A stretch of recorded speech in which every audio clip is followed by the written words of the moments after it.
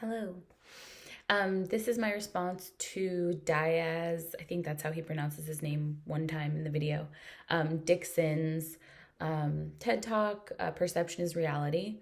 Um, the theory that I would like to talk to in relation to this video is the fundamental attribution theory, which I'm going to read it. It states that it's the assumption that primary motivation for behavior is in the person, not the person's situation.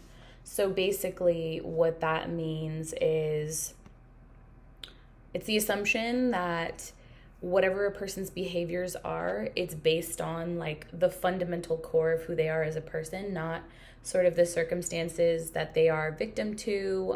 Not that he ended up being a victim of circumstance, because he certainly didn't, but someone's circumstances, someone's environment, where they're at in their life right now, the moment that the action or behavior is taking place. And so I think that this man had a crazy, not crazy, but just kind of extraordinary life. He seemed to have a ton of experiences, and these were just experiences that he shared in a 8-minute video.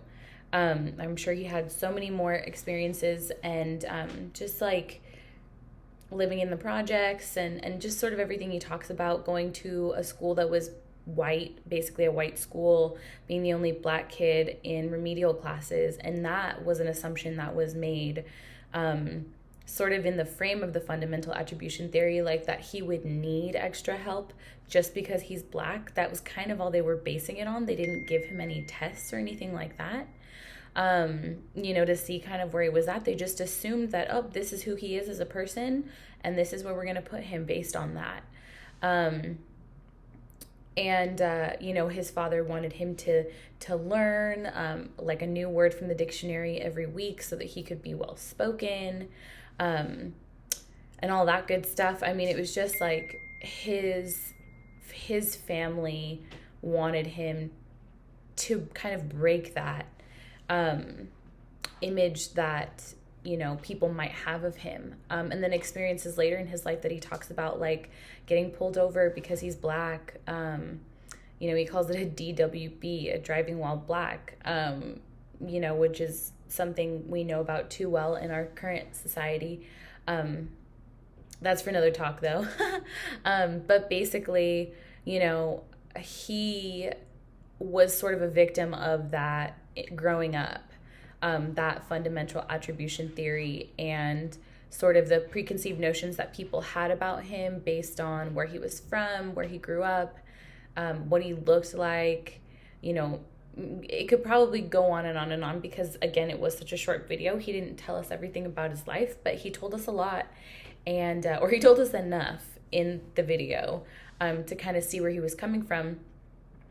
And I think a takeaway that he offered in this video is that, people are going to have a lot of preconceived notions about you, and it's up to you to formulate who you are and what you project and what you share with the world, in order to change those perceptions.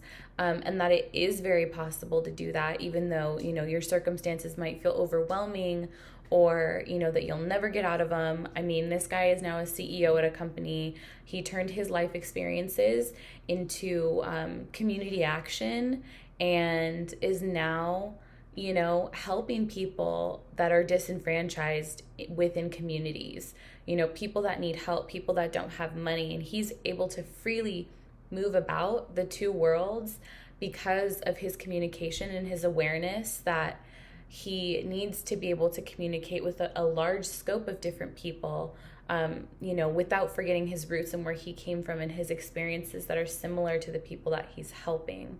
I thought it was super inspirational.